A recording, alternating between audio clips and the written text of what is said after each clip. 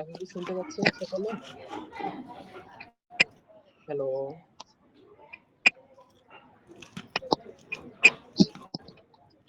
Hello.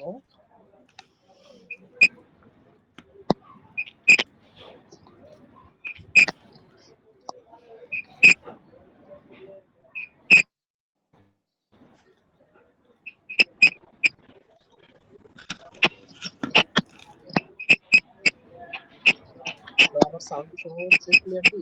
একটু kindly বলুন, আমি ক্লাস শুরু করব।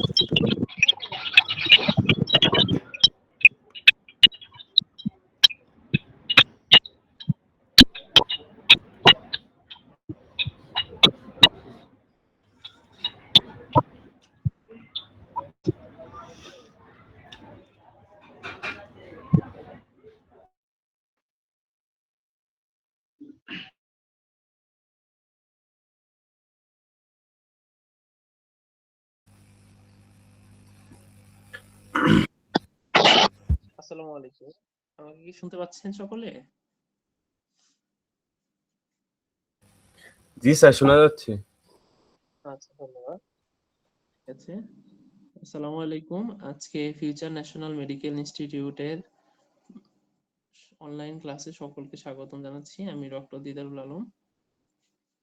আজকে আমরা ফার্মাকোলজি এবং গত ক্লাসে আমাকে কিছু স্টুডেন্টস আমাকে রিকোয়েস্ট করেছিলেন যে পেডিয়াট্রিক্স ডোজগুলো সম্পর্কে তারা জানতে চেয়েছিলেন। তো সেজন্য আমি একটা চার্ট তৈরি করেছি। তো আমরা আজকে ফার্মাকোলজির পাশাপাশি এই পেডিয়াট্রিক ডোজগুলো ক্যালকুলেশন সম্পর্কে আজকে পড়বো।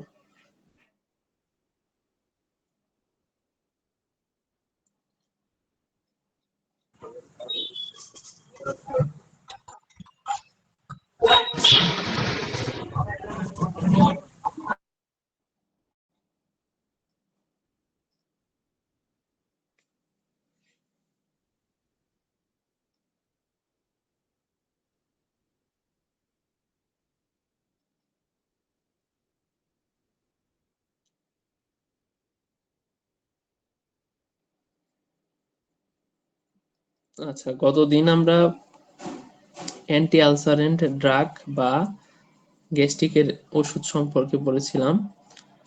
তো আমরা মনে হয় শেষ পর্যন্ত পড়েছিলাম প্যান্টোপ্রাজোল পর্যন্ত। তো আজকে প্যান্টোপ্রাজোলের পর থেকে যদি শুরু করি, তো প্যান্টোপ্রাজোল, অমিপ্রাজোল, ইসামিপ্রাজোল এই সকল যে ড্রাগ গুলো, এদের কার্যক্রম মোটামুটি সবগুলোর মেকানিজম অফ অ্যাকশন একই, এবং এদের indication, contra indication, side effect সবই মোটামুটি কাছাকাছি একই রকম। তো এর আগে যেরকম প্যান্টোপ্রাজোল পড়েছিলাম, প্যান্টোপ্রাজোলের মতো এরপর আসে রেবিপ্রাজোল। হ্যাঁ, রেবিপ্রাজোল সাধারণত বাজারে বাণিজ্যিক নাম, রেবিপ্রাজোল হলো জেনেরিক নাম। আর ট্রেড নাম কি? ট্রেড নাম হিসেবে পাওয়া যায় র্যাব 20, ফিনিক্স 20, এইসব নামে মূলত এই দুইটা এই ড্রাগটা বেশি পাওয়া যায়। এছাড়া অ্যাসিফিক্স, পেরিসেল এইসব নামে পাওয়া যায়, তবে বাজারে বেশি প্রচলিত ফিনিক্স আর র্যাব। র্যাব 20 ট্যাবলেট ফর্মেও পাওয়া যায়, আবার ক্যাপসুল ফর্মেও পাওয়া যায়। তো ফর্ম এন্ড ডোজ এর মধ্যে সাধারণত 20 মিলিগ্রাম এবং 40 মিলিগ্রামের ডোজ পাওয়া যায়। সাধারণত আমরা জানি যে প্রাপ্তবয়স্ক ব্যক্তিরা 20 মিলিগ্রাম একটা ট্যাবলেট দিনে 2 বার করে খাবে, এবং সকালে বা রাতে। অবশ্যই খাবার আধা ঘন্টা পূর্বে, খাবার 30 মিনিট পূর্বে খাবে। এরপর যদি 40 পাওয়ারের ওষুধ খায় তাহলে সাধারণত দিনে একবার খেলেই হয়, সেটা রাতে। আচ্ছা, ইন্ডিকেশন যেটা পেটের ulcer, peptic ulcer, hyper acidity, heartburn, dyspepsia. আর ব্যথার ওষুধ আমরা জানি যে ব্যথার যে কোনো ওষুধ খেলে সাধারণত সেটা আমাদের পেটের মধ্যে বা গ্যাস্ট্রিক ইরিটেশন করে, যার কারণে আমাদের পেটে বেশি HCl বা হাইড্রোক্লোরিক অ্যাসিড নিঃসরণ হয়। তো এই অ্যাসিডিটিটাকে কমানোর জন্য সাধারণত আমাদের এই ব্যথার ওষুধের সাথে একটি করে অ্যান্টি আলসারেন্ট বা এই গ্যাস্ট্রিকের ওষুধটা খেতে হয়। আচ্ছা,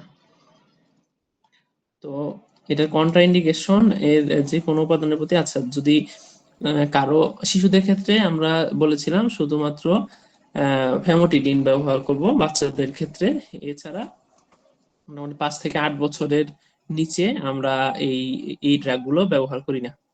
তো কন্ট্রা ইন্ডিকেশন কি, যে কোনো উপাদানের প্রতি যদি হাইপার সেন্সিটিভিটি থাকে, কারো যদি এই ওষুধ খেয়ে কোনো প্রকার বডিতে রিয়াকশন দেখা দেয়, তাহলে সেই ক্ষেত্রে এটা গ্রহণ করা যাবে না। তাহলে সাইড ইফেক্টের মধ্যে আরো রয়েছে পাতলা পায়খানা, কোষ্ঠকাঠিন্য হতে পারে, বমি ভাব হতে পারে, বমি বমি ভাব হতে পারে, পেট ব্যথা, মাথা ব্যথা হতে পারে। প্রেগনেন্সিতে সি ক্যাটাগরি, প্রেগনেন্সিতে সাধারণত না দেওয়াই ভালো। আচ্ছা, প্রিকশন কি, সতর্কতা, পরিপাকতন্ত্রে ক্যান্সার, আর হলো দুগ্ধদান কালে, দুগ্ধদান মানে ব্রেস্ট ফিডিং করে যেসব মায়েরা, তাদের ক্ষেত্রে সতর্কতার সাথে ব্যবহার করতে হবে।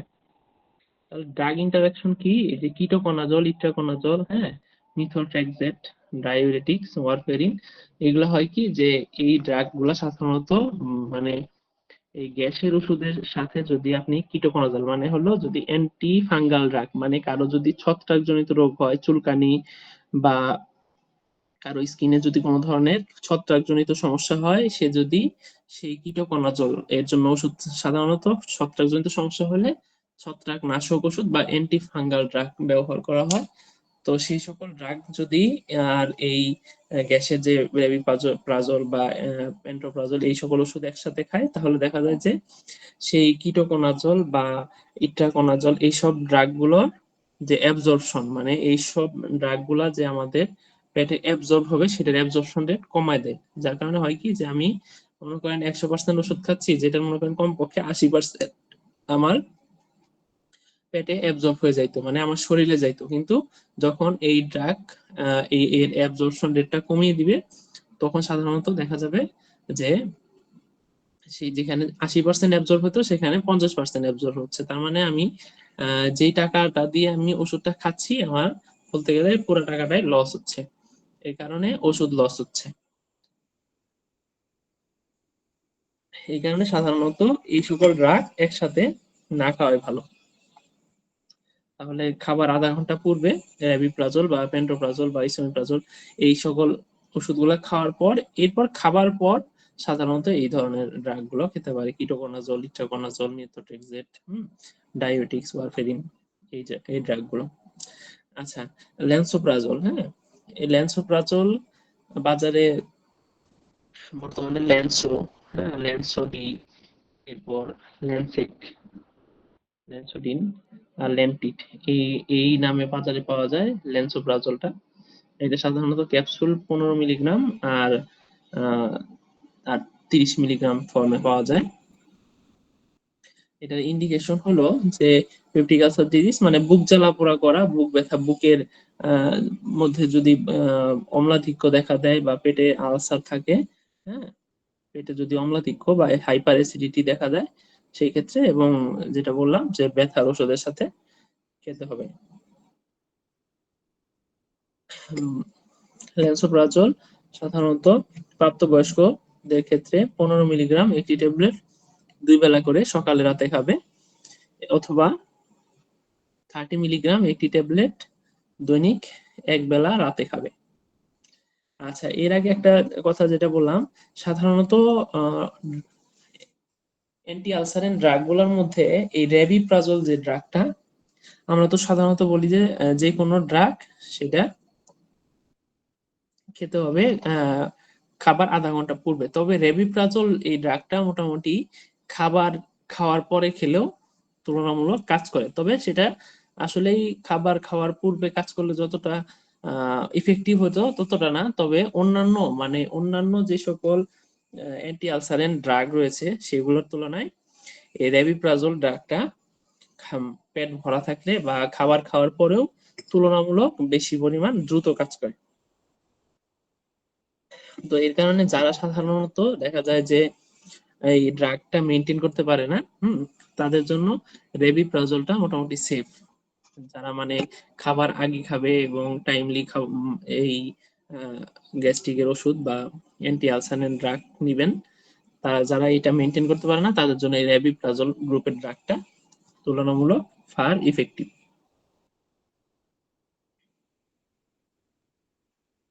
আচ্ছা, ল্যান্সোপ্রাজল পড়ছিলাম। তো এর এর যদি কোনো হাইপার সেন্সিটিভিটি থাকে সেই ক্ষেত্রে এটা দেওয়া যাবে না, শিশুদের ক্ষেত্রে দিব না। হুম।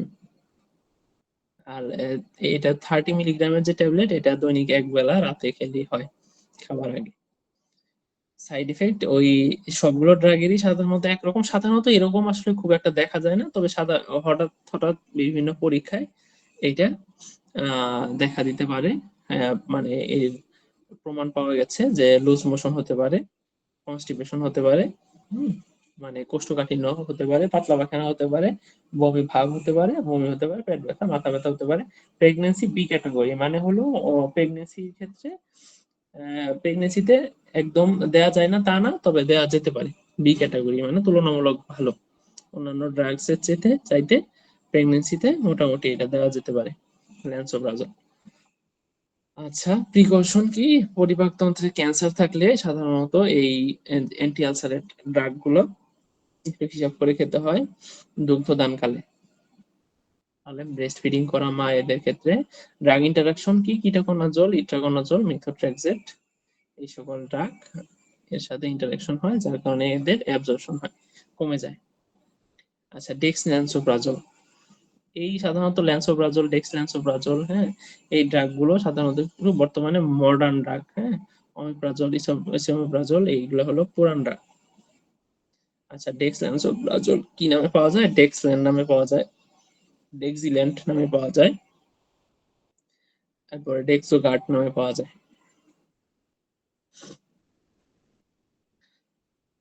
ফর্ম আছে হলো যে ক্যাপসুল ফর্ম 30 মিলিগ্রাম এবং 60 মিলিগ্রাম, দুইটা ফর্মে পাওয়া যায়। ক্যাপসুল শুধুমাত্র ক্যাপসুল ফর্মে পাওয়া যায় ডেক্স ল্যান্সোপ্রাজল বা ল্যান্সোপ্রাজল এগুলো। তাহলে ওই যে ইন্ডিকেশন সেম, যদি আমার গ্যাস্ট্রিকের যে ফিচার গুলা বা বুক জ্বালা পেপটিক আলসার বা এই ধরনের যে ফিচার গুলা হাইপার অ্যাসিডিটি, বুক জ্বালা পোড়া, হার্ট বার্ন করা, ডিসপেপসিয়া, এগুলোর ক্ষেত্রে সাধারণত এটা ব্যবহার করা হয় ব্যথার ওষুধের সাথে। আর হলো প্রাপ্তবয়স্কদের ক্ষেত্রে 30 মিলিগ্রামের একটি ট্যাবলেট 2 বেলা খাবে, সকালে এবং রাতে। আর হলো অথবা 60 মিলিগ্রাম ট্যাবলেট, একটি ট্যাবলেট 1 বেলা খাবে, রাতে খাবার আগে বা পরে। শিশুদের ক্ষেত্রে নিরাপদ নয়। তার মানে আমরা জানলাম ডেক্সল্যান্সোপ্রাজল গুলো মোটামুটি খাবার বা আগে বা পরে করলেও খুব একটা সমস্যা হয় না।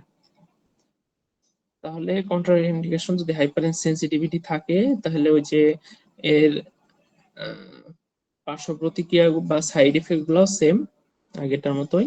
প্রেগনেন্সি বি ক্যাটাগরির মানে প্রেগনেন্সিতে তুলনামূলক অন্যান্য ড্রাগের চাইতে সেফ ল্যান্সোপ্রাজল বা ডেক্স ল্যান্সোপ্রাজল গুলো, এই ড্রাগ গুলো। পরিপাকতন্ত্রের ক্যান্সারের ক্ষেত্রে সতর্ক থাকতে হবে এবং প্রথম 3 মাস দুগ্ধদান কালে ব্রেস্ট ফিডিং করা মায়েদের ক্ষেত্রে ব্যবহার করার ক্ষেত্রে একটু সতর্ক থাকতে হবে। এছাড়া ড্রাগ ইন্টারাকশন সেই কিটোকোনাজল, ইট্রাকোনাজল, মেথোট্রেক্সেট, ডায়োরেটিক্স আর হলো সুক্রালফেট, এই সকল ড্রাগের ক্ষেত্রে ইন্টারাকশন পাওয়া যায়। সুক্রালফেটটাও সাধারণত এটা হলো আমাদের পেটের মধ্যে যখন আলসার হয় বা ক্ষত তৈরি হয়, তো সে আলসার হিলিং এর জন্য এই সুক্রালফেট ড্রাগটা সাধারণত এটা দেওয়া হয়। এটা করে কি, যখন আমরা খাই, এটা সাধারণত আমরা খাবার 1 ঘন্টা আগে খেতে বলি, তখন 1 ঘন্টা আগে খেলে সেটা আমাদের পেটের মধ্যে যেয়ে একটা আমাদের পাকস্থলীতে একটা লেয়ার তৈরি করে।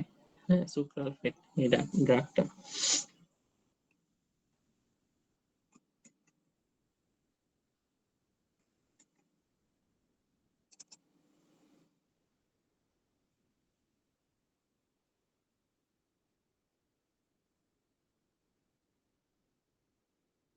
এই সুক্রালফেট সাধারণত এই যে গ্যাস্টালফেট নামে পাওয়া যায়। এই ড্রাগটা সাধারণত যাদের আমাদের এর আগে আমি পড়েছিলাম যখন পেপটিক আলসার ডিজিজ পড়েছিলাম তখন, যে আমাদের যাদের পেটে জ্বালাপুড়া বা এই গ্যাস্ট্রিকের সমস্যা থাকে তাদেরকে আমরা একটা ইসোমিপ্রাজল বা পেন্টোপ্রাজল বা লেন্সোপ্রাজল ডেক্সলেন্সোপ্রাজল মানে অ্যান্টি আলসারেন্ট যে ড্রাগ গুলা দেই, হ্যাঁ এগুলা দিব। এগুলার সাথে সাধারণত আমরা একটা সিরাপ দেই, হ্যাঁ একটা সিরাপ দেই, সেটা হলো হতে পারে অ্যাসিনটামেক্স বা গেভিসল, এই সকল জাতীয় একটা করে সিরাপ দেই। সেটা সাধারণত খাবার আধা ঘন্টা পরে খেতে বলি। সিরাপটা খাবার আধা ঘন্টা পরে খাবে, এবং গ্যাস্ট্রিকের যে ওষুধটা সেটা খাবার আধা ঘন্টা আগে খাবে। এবং সাথে যাদের এই বুকের জ্বালাপোড়া বা পেটের জ্বালাপোড়ার সমস্যাটা একটু বেশি থাকে, হ্যাঁ তাদের ক্ষেত্রে আমরা সাধারণত এই যে গ্যাস্টালফেট 1000 মিলিগ্রাম বা 1 গ্রাম, এটা হলো সুক্রালফেট, হ্যাঁ এই ওষুধটা আমরা দেই। এখন ঘটনা হলো যখন আমি খাবার এইটা দেই, কখন দেই? খাবার 1 ঘন্টা আগে দেই। কারণ কি, আমি যদি খাবার আধা ঘন্টা আগে ওই এখানে যে এই ড্রাগ গুলো আছে, হ্যাঁ এই যে ল্যান্সোপ্রাজল ডেক্সল্যান্সোপ্রাজল বা মানে গ্যাস্ট্রিকের যে ওষুধটা, সোজা কথা, এটা যদি আমি খাবার আধা ঘন্টা আগে খাবারের সাথে ওষুধের সাথে এই সুক্রালফেট বা গ্যাস্ট্রালফেট যে ওষুধটা এটাও যদি দেই, তখন দেখা যাবে যে আমার এই গ্যাস্ট্রিকের জন্য যে আমি ল্যান্সোপ্রাজল বা ডেক্সল্যান্সোপ্রাজল বা পেন্টোপ্রাজল যে ওষুধগুলো খাচ্ছি সেগুলোর অ্যাবজর্পশন রেটটা কমে যাবে। কারণ করে কি, এই গ্যাস্ট্রালফেটটা ওই যে পাকস্থলীর চারিদিকে পাকস্থলীর গায়ে একটা লেয়ার তৈরি করে, যার কারণে হয় কি, যখন ওইটা খাওয়ার পর আপনি এই যে এই গ্যাসের ওষুধটা খাবেন বা একসাথে খাবেন, তখন দেখা যায় যে এদের অ্যাবজর্পশন রেটটা তুলনামূলক কমে যায়, মানে ওষুধের কার্যকারিতা তুলনামূলক কমে যায়। এই কারণে সাধারণত আমরা এই গ্যাস্ট্রালফেট ওষুধটা খাবার 1 ঘন্টা আগে খেতে বলি। আর এই গ্যাসের যে ওষুধটা বা হলো ল্যান্সোপ্রাজল অমিপ্রাজল পেন্টোপ্রাজল, হ্যাঁ ফিনিক্স, এই ওষুধগুলো আমরা সাধারণত বলি খাবার আধা ঘন্টা পূর্বে খেতে, কারণ এদের মধ্যে একটা ড্রাগ ইন্টারাকশন পাওয়া যায়। আচ্ছা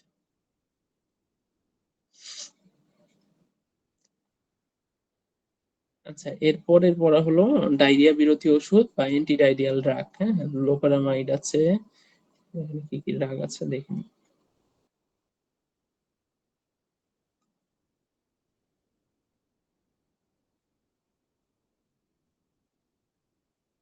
পেট ব্যথা উপশমকারী ওষুধ আছে।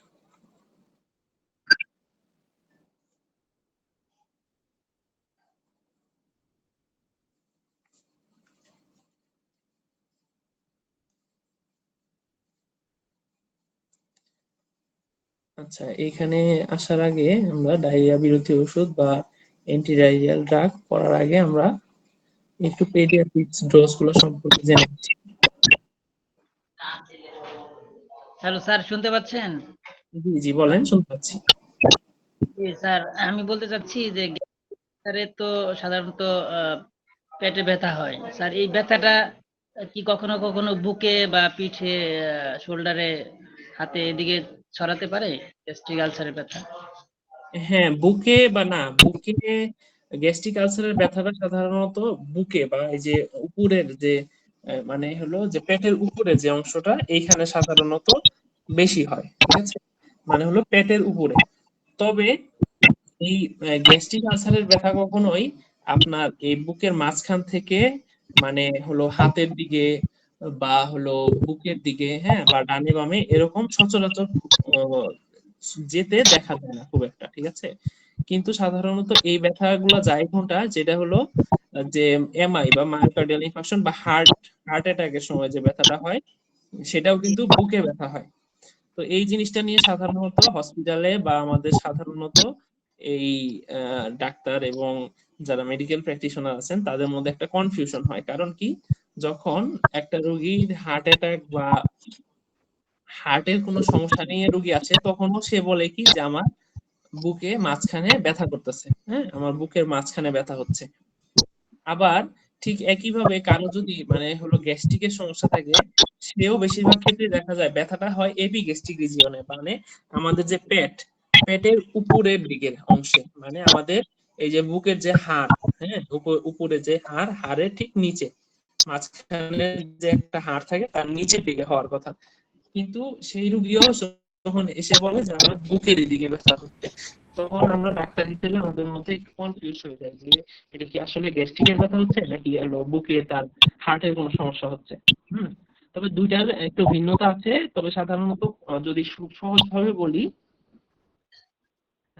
তখন সেই ক্ষেত্রে আমরা কি করব যে এই বুকের যে যদি আমাদের গ্যাস্ট্রিকের ব্যথা হয় সেটা হবে পেটের উপর দিকে, মানে বুকের নিচের দিকে। হ্যাঁ, ব্যথাটা হবে হালকা, অত জটিল ব্যথা না। এবং সেই ব্যথা সাধারণত উপর দিকে, হাতের দিকে, বা হলো আমাদের এই যে গলার দিকে, বা এদিকে ডান হাতের দিকে বাম হাতের দিকে কোনো দিকে ছড়াবে না, সাধারণত ব্যথাটা ওইদিকে থাকে আর পেটের চারপাশের দিকে ছড়াতে পারে। এটা হলো আমাদের গ্যাস্ট্রিকের ব্যথার ক্ষেত্রে। আর যদি কারো হার্টের সমস্যা থাকে বা হার্টের যদি কোনো প্রবলেম থাকে বা হার্ট অ্যাটাকের লক্ষণ থাকে, সেই ক্ষেত্রে রোগী বলবে যে আমার ঠিক বুকের ঠিক মাঝখানে, একদম বুকের মাঝখানে এই জায়গায় ব্যথা হচ্ছে। এটা ডানেও না বামেও না, বুকের ঠিক মাঝখানে ব্যথা হচ্ছে। এবং পাশাপাশি রোগী আরো বলবে যে এই ব্যথাটা আমার ডান হাতের দিকে যাচ্ছে, বা বাম হাতের দিকে যাচ্ছে, বা গলার দিকে যাচ্ছে, হ্যাঁ, বা মাঝখান থেকে নিচের দিকে যাচ্ছে, এরকম হতে পারে। হ্যাঁ, হার্ট অ্যাটাকের ব্যথাটা সাধারণত এরকম হয়। কিন্তু ওই গ্যাস্ট্রিকের যে ব্যথা এটা সাধারণত উপর দিকে ওইভাবে ছড়ায় না, নিচের দিকে ছড়াতে পারে, কিন্তু উপর দিকে ছড়ায় না। এছাড়াও হার্ট অ্যাটাকের সাথে যে গ্যাস্ট্রিকের ব্যথার আরেকটা পার্থক্য হলো, তখন সেই ক্ষেত্রে রোগী বলবে শুয়ে থাকতে পারবে না। যখন হার্টের কোনো সমস্যা নিয়ে রোগী আসবে, তখন সে বলবে ঠিকই আমার বুকের ঠিক মাঝখানে ব্যথা হচ্ছে এবং মনে হচ্ছে যে পাথরের মতো কিছু আমার বুকে চাপা দিয়ে আছে, আমি শ্বাস নিতে পারছি না। সে শ্বাস নিতে পারবে না, ঘেমে যাবে, হাঁপায় যাবে, হ্যাঁ, এরকম হবে। এবং সে শুয়ে থাকতে পারবে না, সে বসে বলবে। এটা হবে যদি হার্টের সমস্যা নিয়ে আসে সেই রোগীর লক্ষণ।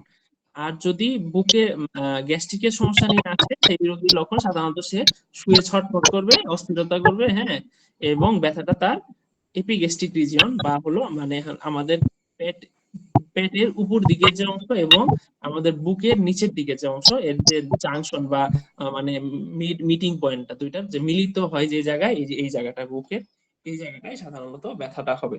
এবং সেটা উপর দিকে ছড়াবে না কখনো। বুঝতে পেরেছেন? স্যার, একটা প্রশ্ন। স্যার, আমার ভাইয়ের যখন মানে দাঁড়া মানে পিঠের মধ্যে আর কি ওই যে ভার্টিবার যেটা ওইটার মধ্যে ব্যথা ছিল, পরে এক্সরে করতে বলছিল, এক্সরে করার পরে যে বলল যে গ্যাসের থেকে নাকি এই ভার্টিবারের মধ্যে ব্যথা। তাহলে কি স্যার এটা কি সম্ভব যে গ্যাসের কারণে ওই যে ভার্টিবার বা পায়ে কই ব্যথা হয় নাকি? ডাক্তারই বলল যে, উনি আবার এমবিবিএস ডাক্তারই, উনি এক্সরে করার পরে বলছে যে গ্যাস্ট্রিকের ব্যথা। তোমার ব্যথাটা ছিল কোন জায়গায়? ওই মানে যে মেরুদণ্ড? মানে পিঠের ওই যে ভার্টিবার আছে না পেছনে হ্যাঁ, সেটা, হ্যাঁ, হ্যাঁ, হ্যাঁ। মানে পিছন ওইটাতে। দিকে ব্যথা ছিল। হুম। পিছনে এটা ওই যে ভার্টিবার একবারে ওই যে লাম্বার ভার্টিবার আর কি এদিকে নিচে। লাম্বার ভার্টিব্রার ওই সাইডে, আচ্ছা ঠিক আছে। তো সেই ক্ষেত্রে এটা হলো তার ব্যথা কি মানে শুধু ওই মেরুদণ্ডের ওই জায়গায় থাকতো নাকি কোমরে ছড়াইতো বা পায়ের দিকে কি যেত, এরকম কিছু জানেন? কোমরের দিকে ছড়াইতো, মানে পিঠ মানে পিঠের ওই এই পাশের সাইড গুলাতেও ছড়াইতো।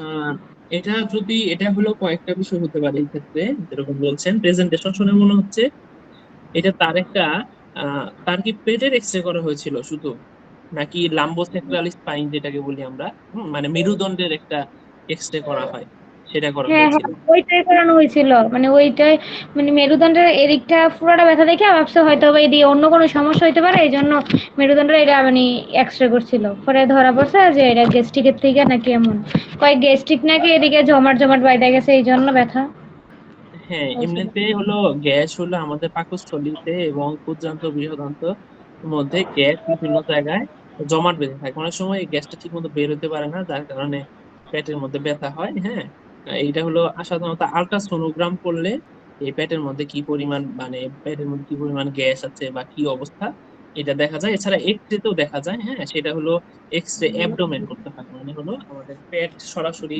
পেটের একটা ছবি তুললে যেরকম হবে ওই টাইপের যে এক্স রেটা। হ্যাঁ, সেই ক্ষেত্রে আমরা সাধারণত গ্যাস শ্যাডো গুলা দেখতে পাই। কিন্তু ওনার যেরকম ব্যথা বলছেন সেটা শুনে মনে হচ্ছে যে এটা মেরুদণ্ডের ব্যথা। হুম। তো সেই ক্ষেত্রে আমরা সাধারণত এক্স-রে করি যেটা, সেটা বলা হয় লাম্বোস্যাক্রাল স্পাইন, মানে হলো লাম্বার আর স্যাক্রাল রিজিয়নের যে ভার্টিব্রা গুলো থাকে, তো সেটার একটা এক্স-রে করা হয়। এটা হলো ওই যে আমাদের মেরুদণ্ডের যে কার্ভেচার বা মেরুদণ্ডের যে হাড়গুলা, সেটা দেখা যায় ওই এক্স-রের মধ্যে। এখন হয়তো উনি সেই এক্স-রে করিয়েছেন কিনা আমি জানি না। যদি সেই এক্স-রে করা হয় তাহলে সেই ক্ষেত্রে আমরা ওই এক্স-রে থেকে দেখতে পারি যে আমাদের আহ, যে নার্ভ গুলা আমাদের মাথা থেকে মেরুদণ্ড হয়ে অসংখ্য নার্ভ আমাদের হাত পা এবং এদিকে সব দিকে ছড়িয়ে পড়ে। তো এখন হয় কি, যখন আমাদের ওই মেরুদণ্ডের কোনো নার্ভের উপর চাপ পড়ে, আমাদের দুইটা ভার্টিব্রার মাঝখানে একটা করে ডিস্ক থাকে। হ্যাঁ, দুইটা ভার্টিব্রার মাঝখানে একটা করে ডিস্ক থাকে। তো সেই ডিস্কের কাজ হলো আমরা মুভমেন্টে সহযোগিতা করে বা হেল্প করে। কিন্তু সেই এই ভার্টিব্রা গুলোর মাঝখানে যে ডিস্কটা থাকে তার পিছনেই থাকে সাধারণত নার্ভ। তো সেই নার্ভ যদি কোনো কারণে injury হয় বা সেই নার্ভের উপর যদি চাপ পড়ে, সেটা চাপ পড়ে কি হবে যে আমাদের দুইটা ভার্টিব্রার মাঝখানে যে ডিস্ক থাকে সেই ডিস্কটা কোনো কারণে, কোনো অ্যাক্সিডেন্ট বা বিভিন্ন কারণে হতে পারে, সেটা যদি আমাদের ওই ডিস্কটা বের হয়ে চাপ খেয়ে সেটা যদি পিছনে নার্ভে চাপ দেয়, তখন সাধারণত এই পিঠে ব্যথা, কোমরে ব্যথা বা ব্যথা পায়ের দিকে যেতে পারে। হ্যাঁ, সেটাকে সাধারণত বলা হয় পিএলআইডি বলা হয়। হ্যাঁ, তো এই রোগটা অনেক মানুষেরই হয়, এই সমস্যা হয়। তো এই কোমর ব্যথাটা সাধারণত এই পিএলআইডি বা এই ডিস্ক প্রোলাপসের কারণে হয়ে থাকে বেশিরভাগ ক্ষেত্রে। কিন্তু যেহেতু ডক্টর বলছেন যে এক্সরে দেখে যে তার পেটে গ্যাস বেশি, তাহলে এটা হতে পারে। ঠিক আছে, যেহেতু আমি দেখি নাই, আমি আসলে ব্লাইন্ডলি কিছু বলতে পারছি না। তবে সাধারণত গ্যাস্ট্রিক তবে যদি ছড়াই গেছে শরীরে, এই জন্য বিভিন্ন জায়গায় জমাট বাঁধা বাঁধা এই জন্য ব্যথা করে। হ্যাঁ, এটা হতে পারে যদি পেটের পিছনের অংশে থাকে গ্যাস শ্যাডো জমা থাকে, তাহলে সেখান থেকে ব্যথা পিছন দিকেও হতে পারে। হ্যাঁ, তবে সেই ক্ষেত্রে সেটা কনফার্ম হওয়ার জন্য আপনি হলো একটা আলট্রাসোনোগ্রাম করতে পারেন অফ হোল অ্যাবডোমেন। হ্যাঁ, মানে পেটের স্যার, একটা কার মাইক থেকে আলট্রাসোনোগ্রাম। যেন নয়েজ আসতেছে, এই সুজন ভাই নামে, উনার মাইকটা অফ করলে ভালো হয়। হ্যাঁ ভাইয়া, একটু কাইন্ডলি মাইকটা অফ করে দেন, যার ডিস্টার্ব হচ্ছে যার মাইক থেকে। হ্যাঁ, আচ্ছা, তাহলে যেটা বললাম, তাহলে সেই ক্ষেত্রে আমরা সাধারণত একটা আলট্রাসোনোগ্রাম যদি করি, সেই ক্ষেত্রে আমরা এই গ্যাসের সমস্যা বা পেটের ভিতরে আমাদের যে সফট টিস্যু গুলা থাকে এবং অর্গান থাকে, সেগুলার কোনো সমস্যার কারণে এই ব্যথা হচ্ছে কিনা এটা বোঝা যায়। সাধারণত পেটের ব্যথা হলে যে আসলে সবসময় গ্যাস থেকেই হয় এরকম না, তবে গ্যাস্ট্রিক বা গ্যাস এটা কমন। হ্যাঁ, কিন্তু বেশিরভাগ ক্ষেত্রে আদার্স ক্ষেত্রে দেখা যায় যদি কিডনির পাথর থাকে বা আমাদের প্রস্রাবের থলিতে বা প্রস্রাবের নালীতে পাথর হয়, সেই ক্ষেত্রেও ব্যথা হতে পারে। এছাড়া ওই যে আরেকটা যেটা বললাম, আবার এছাড়া যদি আরো কোনো ক্ষেত্রে হয়, যেটা হলো যেটা পিএলআইডি বললাম, সেই ক্ষেত্রেও ব্যথা হতে পারে। বা কোনো আঘাত পেয়ে থাকলে সেক্ষেত্রে ব্যথা হতে পারে। এরকম বিভিন্ন কারণে ব্যথা হওয়ার পিএলআইডির সম্ভাবনা। কারণে যদি ব্যথা হয় তাইলেও কি পেটে ব্যথা হয়? হ্যাঁ, কিডনির কারণে যদি ব্যথা হয় সেটা সাধারণত পেটে না, সেটা হলো পেটের পিছন দিকে। হ্যাঁ, দুই পাশে, এবং সাধারণত প্রস্রাবের জ্বালাপোড়ার কারণে যে ব্যথাগুলা পেটের তল পেটে ব্যথা হয়। বুঝতে পারছেন? এটা সাধারণত তল পেটে যে কোনো এক সাইডে ব্যথা হয়। কারণ দেখা যায় যে আমাদের কিডনি থেকে যে নালী দিয়ে আমাদের যে প্রস্রাবটা তৈরি হয়, সেই নালীতে কোথাও যদি পাথর আটকে থাকে বা কিডনিতে যদি পাথর আটকে থাকে, ঠিক মতো প্রস্রাব তৈরি হতে না পারে এবং প্রস্রাবের রাস্তায় বাধা তৈরি হয়, সেই ক্ষেত্রে সেই ব্যথাগুলো সাধারণত যে কোনো এক পাশে হয়। বেশিরভাগ ক্ষেত্রে হয় ডান পাশে বা বাম পাশে, পিছন দিকে হয়। হ্যাঁ, এছাড়া বিভিন্ন ক্ষেত্রে সামনের দিকে, তলপেটে, ডান পাশে বা বাম পাশে, যে কোনো দিকে ব্যথা হতে পারে। আচ্ছা, আমরা কি প্রশ্নের উত্তর পেয়েছি? জি স্যার।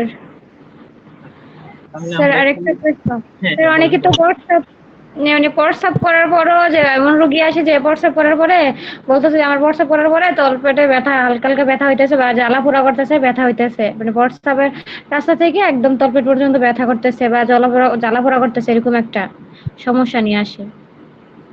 উম, সেই ক্ষেত্রে কিসের থেকে হইতে পারে এই সমস্যাগুলো বেশিরভাগ ক্ষেত্রে? আচ্ছা, সেই ক্ষেত্রে হলে এটা কি মহিলা না পুরুষ, এই বিষয়টা একটু বুঝতে হবে, যে যে কমপ্লেনটা মূলত কখনো কখনো তো মহিলারাই, বেশিরভাগ ক্ষেত্রেই হ্যাঁ মহিলারা আসে, আবার কখনো কখনো তো পুরুষরাও আসে। হ্যাঁ, এই যে যেটা বলেছেন আসলে এক্সপিরিয়েন্স থেকে খুব সুন্দর একটা উত্তর দিয়েছেন যে বেশিরভাগ ক্ষেত্রে মহিলারাই আসে। কারণ কি যে আমাদের পৃথিবীতে মানে মানব দেহের মধ্যে পুরুষের ইউরেথ্রা এবং আচ্ছা যেহেতু একটা ভালো জিনিস বলছেন জিনিসটা আপনাদেরকে একটু দেখাই।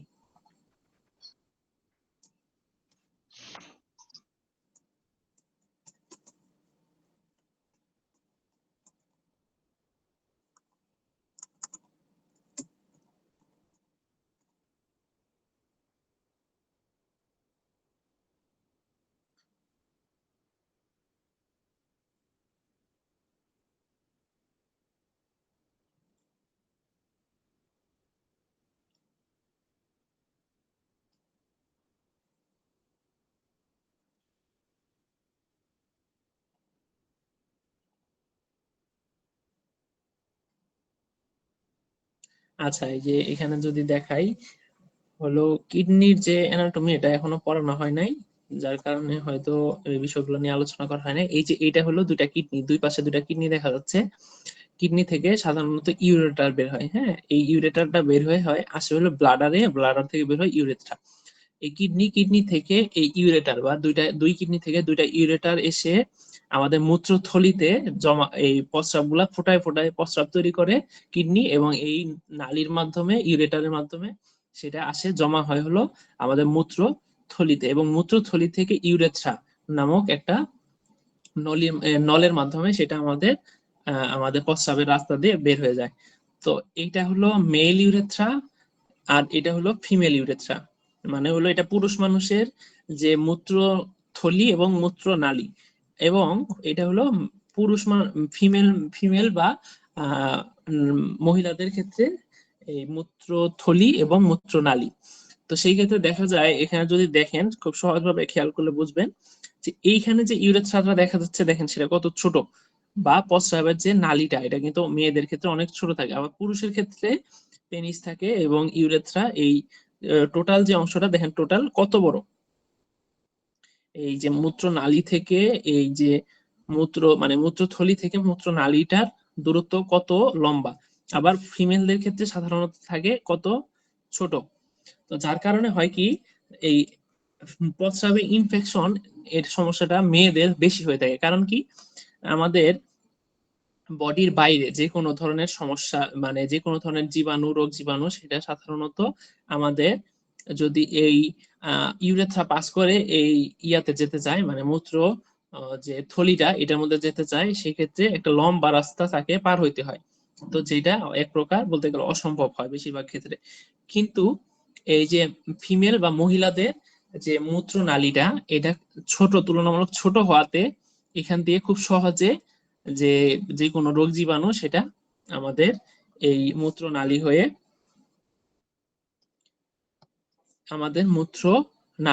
সহজে আমাদের মূত্রথলিতে চলে যেতে পারে। যার কারণে হয় কি মেয়েদের সাধারণত বেশিরভাগ ক্ষেত্রেই ইউটিআই বা ইউরিনারি ট্র্যাক্ট ইনফেকশন বা প্রস্রাবের ইনফেকশন, যেটাকে বলি আমরা খুব সহজভাবে যে প্রস্রাবের ইনফেকশন বলি, যেটাকে এই প্রস্রাবের ইনফেকশনটা মেয়েদের বেশি হয়ে থাকে, ছেলেদের তুলনামূলক কম হয়। কারণ কি যে ছেলেদের প্রস্রাবের যে নালীটা এটা তুলনামূলক বড় থাকে, লম্বা থাকে, কিন্তু মেয়েদের প্রস্রাবের নালীটা অনেক ছোট থাকে, যার কারণে মেয়েদের ক্ষেত্রে এই প্রস্রাবের ইনফেকশনটা বেশি দেখা যায়।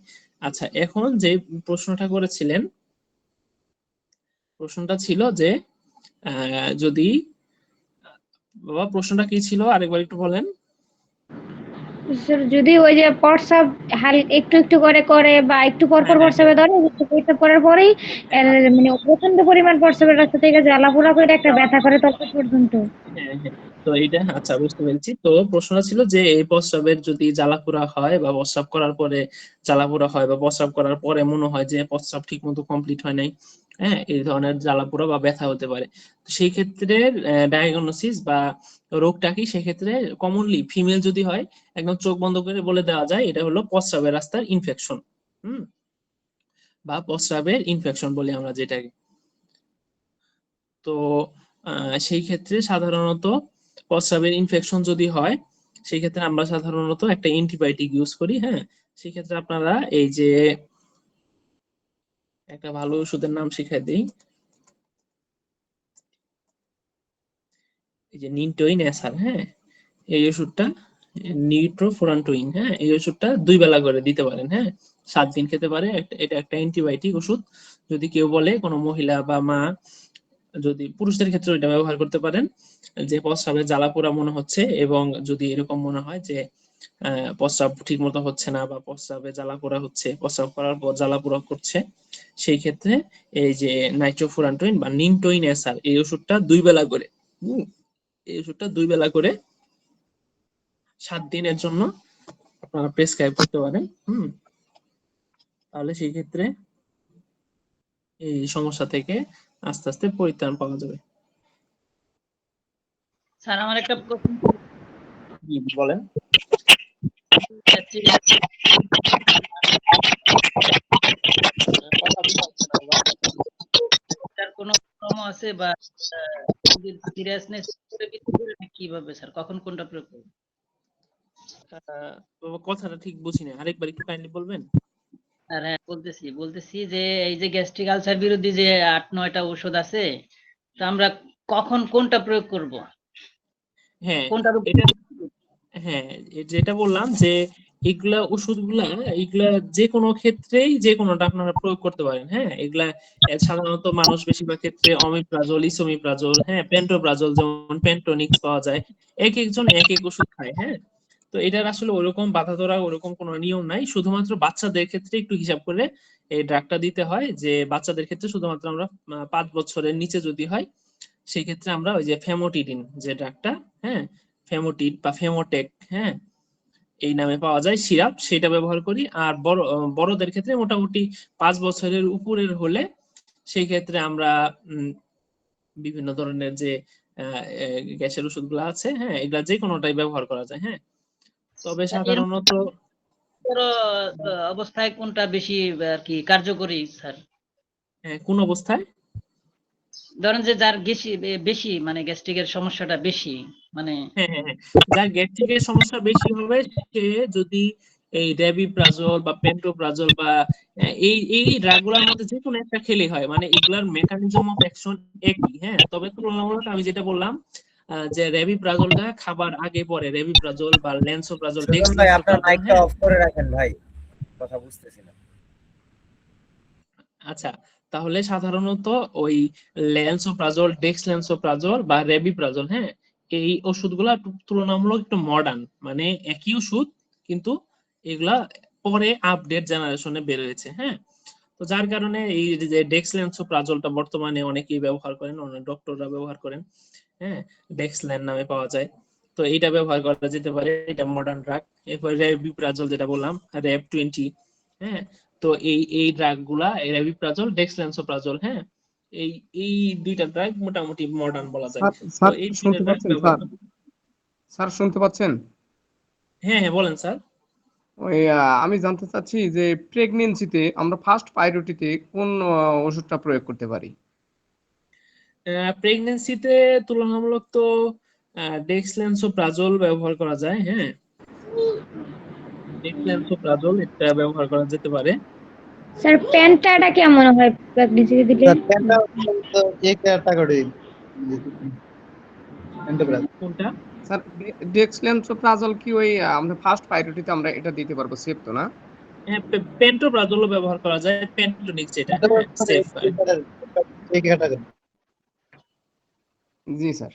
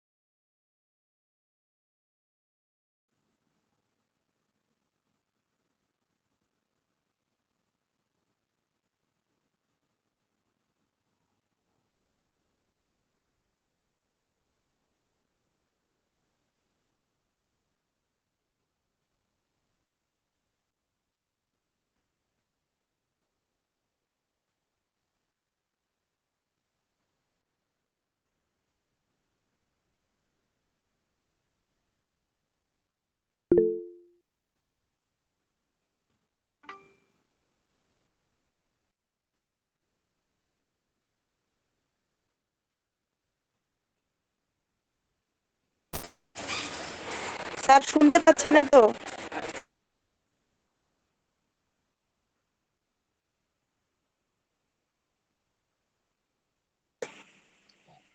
হ্যালো, আমার কথা শুনতে পাচ্ছেন? হ্যাঁ স্যার, এই মুহূর্তে শোনা যাচ্ছে। হ্যাঁ, দুঃখিত, একটা কল এসেছিল তার জি, কারণে। এখন শুনতে পাচ্ছি।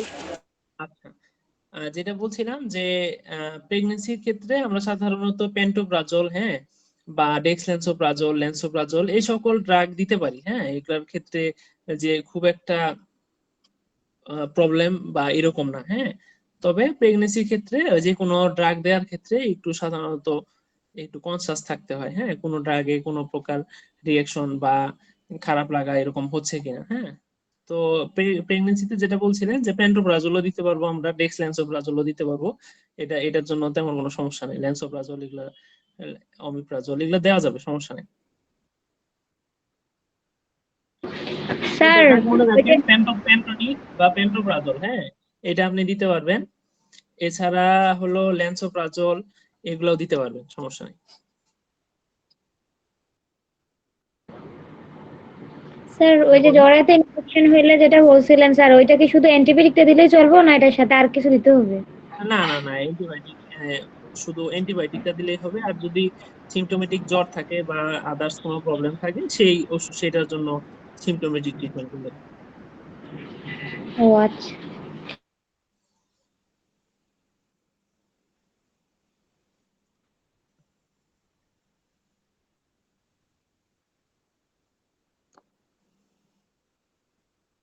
আচ্ছা, ঠিক আছে তাহলে। আমার কথা শোনা যাচ্ছে? জি জি স্যার। আচ্ছা আচ্ছা, ঠিক আছে। তাহলে ওই যে যেটা প্রশ্ন করলেন, তো সেটার জন্য একটা উত্তরই জেনে রাখতে পারেন যে পেন্টোনিক্স বা পেন্টোপ্রাজল এটা দিতে পারবেন প্রেগনেন্সিতে, এটার জন্য তেমন কোনো ক্ষতি নেই। ঠিক আছে, যদি মানে ফার্স্ট প্রায়োরিটি বললেন যেটা, তো এই একটা ড্রাগ মনে রাখলেই হবে।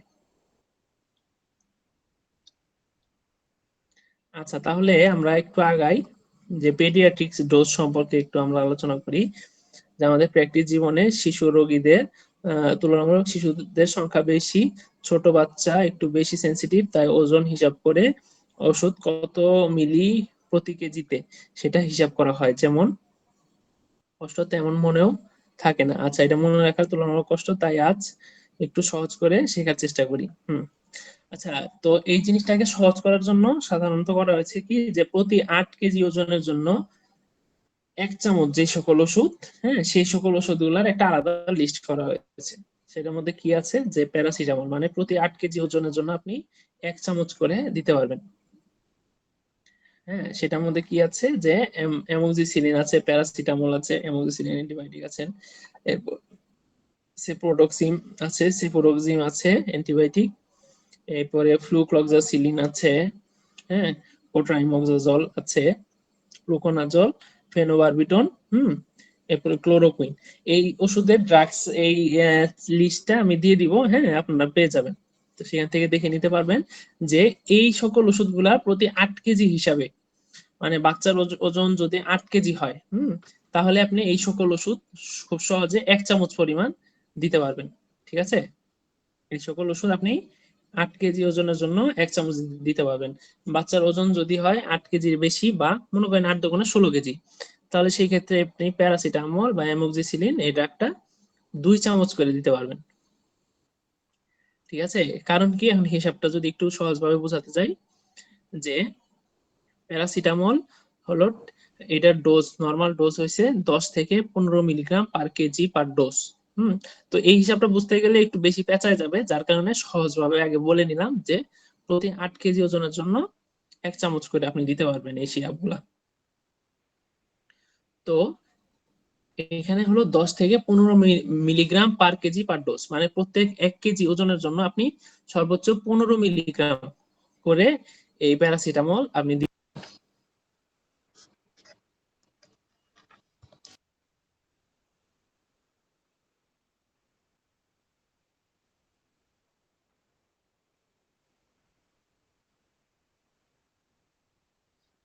স্যার আমার আরেকটা প্রশ্ন ছিল স্যার।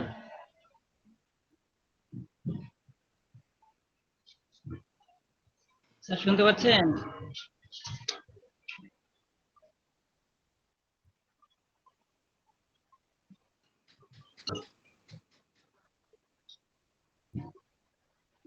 স্যার আরেকটা প্রশ্ন ছিল আমার।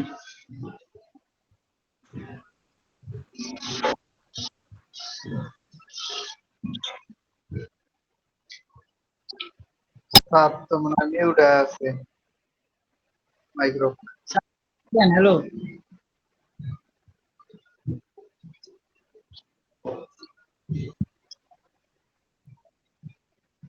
স্যারের মনে হয় নেট ডিস্টার্ব সম্ভবত।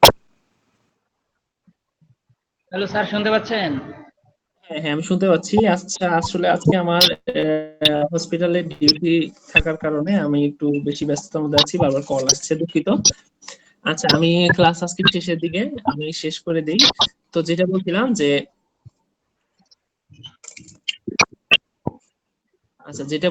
যে প্যারাসিটামল, অ্যামোক্সিসিলিন এই সকল ড্রাগগুলা সাধারণত আপনি প্রতি 8 কেজি ওজনের জন্য, হ্যাঁ, 1 চামচ, এবং মনে করেন যে 8 কেজির যদি অর্ধেক হয়, হ্যাঁ, মানে 4 কেজি, সে তার জন্য আধা আধা চামচ পরিমাণ দিতে পারবেন। তাহলে মনে করেন যদি কারো ওজন হয় 12 কেজি, কারো যদি ওজন হয় 12 কেজি, সেক্ষেত্রে আপনি 1.5 চামচ এই প্যারাসিটামল বা অ্যামোক্সিসিলিন, এখানে এই গ্রুপে যতগুলো ড্রাগ আছে সেগুলোর মধ্যে যদি কারো ওজন হয় 12 কেজি, তাকে আপনি 1.5 চামচ পরিমাণ দিতে পারবেন। কারো যদি 16 কেজি হয় 2 চামচ পরিমাণ দিতে পারবেন। হিসাবটা কেমন, সহজভাবে যদি বুঝাই বলতে চাই, যে হিসাবটা হলো যে প্রতি কেজির জন্য 15 মিলিগ্রাম। তাহলে আমি যদি হিসাব করি যে 1 টিএসএফ মানে 1 চামচের মধ্যে মোহাম্মদ ভাই, সাধারণত, আপনার মাইক্রোফোনটা স্টপ করেন ভাই, আওয়াজ আসছে। হ্যাঁ, আচ্ছা, যেটা বলছিলাম যে 1 চামচের মধ্যে 1 চামচ এই প্যারাসিটামল সিরাপ বা নাপা সিরাপ বা যে কোনো ধরনের, মানে যে কোনো নামে যে পাওয়া যায়, এই সিরাপের জন্য প্রতি 1 চামচের জন্য 120 মিলিগ্রাম, হ্যাঁ, ট্যাবলেট মিলিগ্রাম ওষুধ থাকে, হ্যাঁ। তো এক চামচের জন্য 120 মিলিগ্রাম ওষুধ থাকে। তো যদি আপনি হিসাব করেন যে 10 কেজি ওজনের একটা বাচ্চা, তাহলে 10 ইন্টু 15, হ্যাঁ, তাহলে ওজনটার হিসাবটা হবে 10 ইন্টু 15, মানে হলো 150 মিলিগ্রাম। মানে সেই বাচ্চা যদি ওজন হয় 10 কেজি, তাহলে 10-এর সাথে মানে 10 কেজি এর সাথে যদি আপনি 15 গুণ করেন, তাহলে হবে 150 মিলিগ্রাম। তার মানে এই বাচ্চাটা প্রত্যেক বেলায়, এটা হলো টিডিএস বা কিউডিএস, মানে হলো এটা হলো 3 বেলা বা 4 বেলা দিতে পারে এই প্যারাসিটামলের ডোজটা দিনে। সেটা হতে পারে 3 বেলা বা 4 বেলা। তো সেই ক্ষেত্রে হবে কি যে একটা বাচ্চা তাহলে 10 কেজি যদি ওজন হয়, তাহলে সে সাধারণত 150 মিলিগ্রাম পার ডোজে স্যার, স্যার 3 বেলা বা 4 বেলা যাই দেয়, তখন কি স্যার ওই সারাদিন মিলে 120 গ্রাম না মানে না না না মিলিগ্রাম না, হবে নাকি প্রত্যেক প্রতি বেলায়, বেলা? প্রত্যেক বেলায়।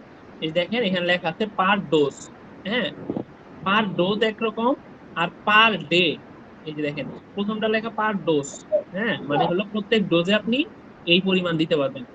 আর এইখানে পার এত কেজি পার ডে, মানে এখানে যে হিসাবটা হবে, হ্যাঁ, এই হিসাবটা আপনি 3 বেলা ভাগ করে দিবেন বা 2 বেলা ভাগ করে দিবেন। অ্যামোক্সিসিলিনের ক্ষেত্রে যে 50 মিলিগ্রাম 10 কেজি ওজনের একটা বাচ্চা আসলো, হ্যাঁ, সেই ক্ষেত্রে আপনি এটা পার ডে তে দিবেন ভাগ করে।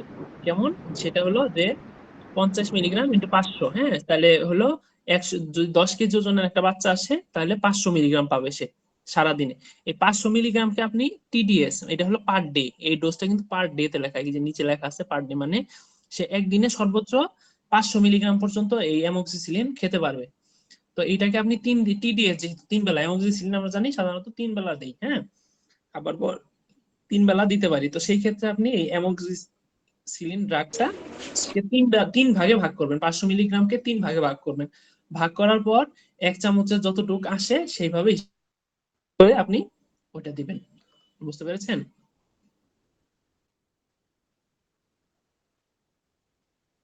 মানে মোটামুটি যদি 8 কেজির বাচ্চা হয়, তাহলে 1 চামচ করে আপনি 3 বেলা দিতে পারবেন, সোজা হিসাব। বুঝতে পেরেছেন? জি স্যার, বুঝতে পারছি। আচ্ছা, স্যার আমার সম্বন্ধে আর একটা প্রশ্ন ছিল স্যার, শেষ প্রশ্ন স্যার। হ্যাঁ হ্যাঁ, বলেন বলেন, অবশ্যই। কেন, শেষ প্রশ্ন না, যত মন চায় প্রশ্ন করবেন, সমস্যা নাই কোনো। স্যার ওই যার আলসার বেশি মানে ক্ষত বা ঘা হয়ে গেছে, তার স্যার কোন ধরনের অ্যান্টিবায়োটিক দেওয়া যাবে স্যার? কি অ্যান্টিবায়োটিক ব্যবহার করা যাবে? মানে আলসারের কথা বলছেন? জি জি, আলসারের। আলসারের ক্ষেত্রে সাধারণত আমরা হলো যে অ্যামোক্সিসিলিন দিতে পারি, বা এখানে আসলে আলসারের কজটা বের করি আমরা। হ্যাঁ, এখানে আলসারের বিভিন্ন ধরনের কজ থাকে, হ্যাঁ, যে কি কারণে আলসারটা হচ্ছে। তো সেই ক্ষেত্রে আমরা ট্রিপল থেরাপি দেই বা কোয়াড্রিপল থেরাপি দেই। হ্যাঁ, তো সেই ক্ষেত্রে অ্যামোক্সিসিলিন ড্রাগটা ব্যবহার করা হয়, হ্যাঁ, অ্যান্টিবায়োটিকের হিসেবে।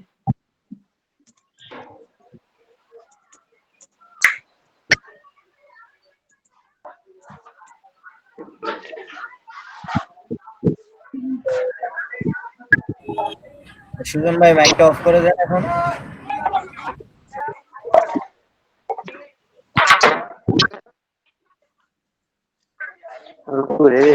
বলছিলাম যে আমরা মানে এই অ্যান্টিবায়োটিক যদি ব্যবহার করতে চান, হ্যাঁ, সেটা সেই ক্ষেত্রে অ্যান্টিবায়োটিক ব্যবহারের ক্ষেত্রে আপনি যে গ্যাস্ট্রিকের ওষুধ দিবেন, হ্যাঁ, সেই গ্যাস্ট্রিকের ওষুধের সাথে সাধারণত সাজেশন অনুযায়ী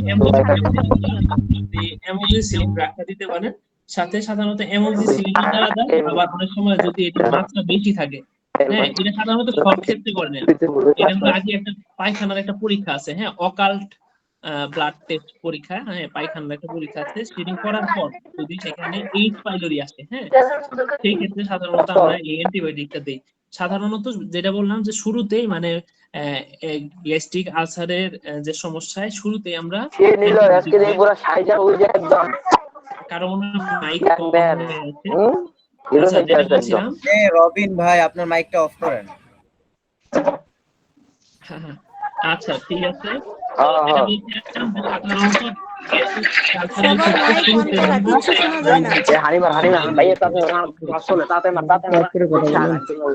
আচ্ছা, যেটা বলছিলাম যে সাধারণত গ্যাস্ট্রিক আলসারের ক্ষেত্রে আমরা অ্যান্টিবায়োটিক দেই না, অ্যান্টিবায়োটিকের পরিবর্তে আমরা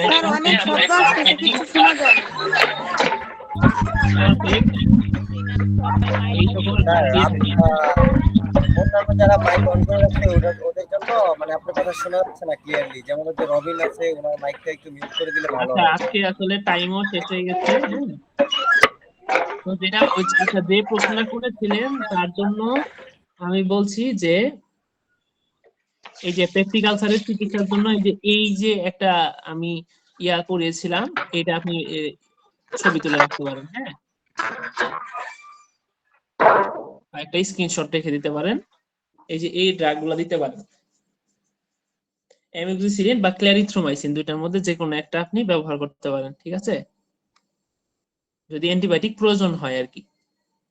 যে প্রশ্নটা করেছেন সে এই যে এই স্লাইডটার একটা ছবি তুলে রাখতে পারেন। এইভাবে যে কোনো একটা আলসার বিরোধী ওষুধ দিবেন, অমিপ্রাজল, ইসোমিপ্রাজল, মেট্রোপ্রাজল, আর সাথে এই অ্যান্টাসিড প্লাস বা গ্যাভিসল যে কোনো সিরাপ দিবেন। সাথে ক্ষত শুকানোর জন্য এই যে সুক্রালফেট যেটা বললাম, গ্যাস্ট্রালফেট, এটা খাওয়ার 1 ঘন্টা পূর্বে 3 বেলা খাবে। আর যদি অ্যান্টিবায়োটিক মানে অবস্থা যদি বেশি খারাপ হয়ে যায় সেই ক্ষেত্রে অ্যামোক্সিসিলিন বা ক্ল্যারিথ্রোমাইসিন এটা 500 মিলিগ্রাম দিনে 2 বেলা করে দিতে পারেন, ঠিক আছে। স্যার পিডিএফ ফাইলটা কি একটু আমাদের হোয়াটসঅ্যাপ যে গ্রুপ আছে সেখানে কি দেয়া যায়? কোনটা, এই যে যেটা দেখালাম? জি জি জি, মানে এই এটা যে তো আমি এখন যেটা ক্লাস করাচ্ছেন স্ক্রিনে যেটা দেখা যাচ্ছে সেটা। কোনটা, এই যে এই যে পেডিয়াট্রিক ডোজ? হ্যাঁ হ্যাঁ হ্যাঁ হ্যাঁ হ্যাঁ হ্যাঁ, পেডিয়াট্রিক ডোজটা আজকে পড়াচ্ছি, তো আমি দিয়ে দিব, এটা পেয়ে যাবেন আপনারা। হ্যাঁ, আর এইটা তো ফার্মাকোলজির এই শীটটা তো হয়তো আপনাদের কাছে আছে। হ্যাঁ, আর হলো এর আগে যেটা পড়ালাম দেখালাম ওই যে ট্রিটমেন্টের স্ক্রিনশট নেওয়ার কথা বললাম, এটাও এই দেওয়া শীটটা আছে। দিলে ভালো হয়, এটাও আমাদের কাছে নাই। এটা হলো আমি আপনাদের সেন্টারে দিয়ে দিয়েছি, তাদের কাছ থেকে আপনি একটু চেয়ে নেবেন। হ্যাঁ, ঠিক আমি আছে, ওখানে দিয়ে দিয়েছি। আর হলো এটা আমি আজকে দিয়ে দিব। তো ইনশাল্লাহ আজকে শেষ করি, আজকে আমার একটু হসপিটালে তারা আছে, তো ইনশাল্লাহ নেক্সট দিন বাকি পড়াগুলো কন্টিনিউ করব। Okay sir. স্যার একটা প্রশ্ন স্যার, স্যার বিশেষ করে স্যার আলসার যদি বেশি হয় তাহলে স্যার আমাদের কাছে আসবো না ওই রুগীটা। হ্যাঁ হ্যাঁ হ্যাঁ, আলসার যদি বেশি হয় সেই ক্ষেত্রে আপনি আর বাসায় সেটাকে কন্ট্রোল করতে পারবেন না, সেই ক্ষেত্রে আপনাকে যেতে হবে হসপিটালে। হ্যাঁ, সেই ক্ষেত্রে সাধারণত আইভি মানে হলো তখন আর মুখে খাবার খেয়ে কাজ হবে না, মুখের ওষুধে কাজ হবে না, তখন আপনার শিরায় বা রক্তে এই ওষুধগুলা দিতে হবে, ঠিক আছে।